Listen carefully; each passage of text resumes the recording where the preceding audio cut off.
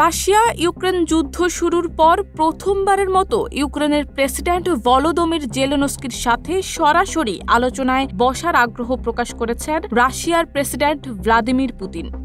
রাশিয়ার রাষ্ট্রায়ত্ত একটি টেলিভিশন চ্যানেলকে দেয়া এক সাক্ষাৎকারে পুতিন এই বার্তা দেন, যা আন্তর্জাতিক অঙ্গনে নতুন করে আলোচনার সুযোগ তৈরি করেছে।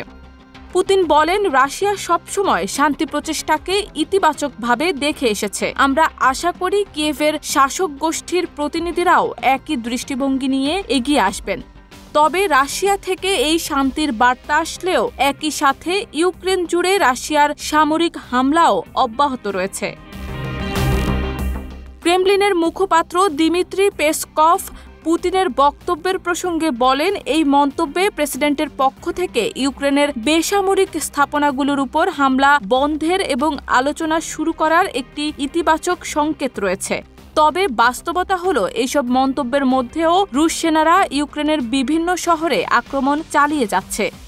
ব্রিটিশ সংবাদ মাধ্যম বিবিসি জানিয়েছে, মঙ্গলবার ইউক্রেনের জাফরিজিয়া শহরের একটি আবাসিক ভবনে রুশ বাহিনীর হামলায় এক নারী নিহত হয়েছেন এবং অন্তত ২০ জন, যাদের মধ্যে ৪ জন শিশু আহত হয়েছেন। একই দিনে খার্কিভে রাশিয়ার হামলায় অন্তত ৭ জন আহত হয়েছেন।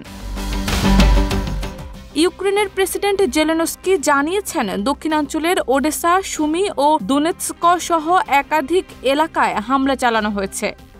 দক্ষিণ পূর্বাঞ্চলের খেরসনেও রুশ বাহিনীর গোলাবর্ষণের খবর নিশ্চিত করেছে ইউক্রেনের গণমাধ্যম। সোমবার রাতে ওডেসার একটি ৫তলা ভবনে রুশ ক্ষেপণাস্ত্র হামলায় আরও ৩ জন আহত হয়েছেন বলে জানা গেছে। এসব ঘটনাকে জেলেনস্কি ইচ্ছাকৃত রুশ সন্ত্রাস বলে অভিহিত করেন। তিনি এক বিবৃতিতে বলেন, এই ধরনের হামলা শুধুমাত্র একটি আদেশেই বন্ধ করা সম্ভব। তিনি প্রস্তাব দেন, রাশিয়ার দূরপাল্লার ড্রোন ও ক্ষেপণাস্ত্র ব্যবহার করে ইউক্রেনের বেসামরিক অবকাঠামোতে হামলা অন্তত ৩০ দিনের জন্য বন্ধ রাখা হোক। বিশ্লেষকদের ধারণা, জেলেনস্কির এই প্রস্তাবের জবাবেই পুতিন শান্তি আলোচনার ইঙ্গিত দিয়েছেন। ২০২২ সালের ফেব্রুয়ারিতে যুদ্ধ শুরু হওয়ার পর থেকে এই প্রথম রাশিয়া সরাসরি আলোচনায় আগ্রহ প্রকাশ করেছে। তবে যুদ্ধক্ষেত্রে রাশিয়ার আগ্রাসন থামছে না বলেই কিয়েভ প্রশাসনও এখনও এই বার্তা নিয়ে সতর্ক। এই প্রেক্ষাপটে শান্তির সম্ভাবনা একদিকে যেমন আশার সঞ্চার করছে, অন্যদিকে যুদ্ধের বাস্তবতা এবং বেসামরিক প্রাণহানির ঘটনা সেই আশাকে বারবার প্রশ্নের মুখে ফেলেছে।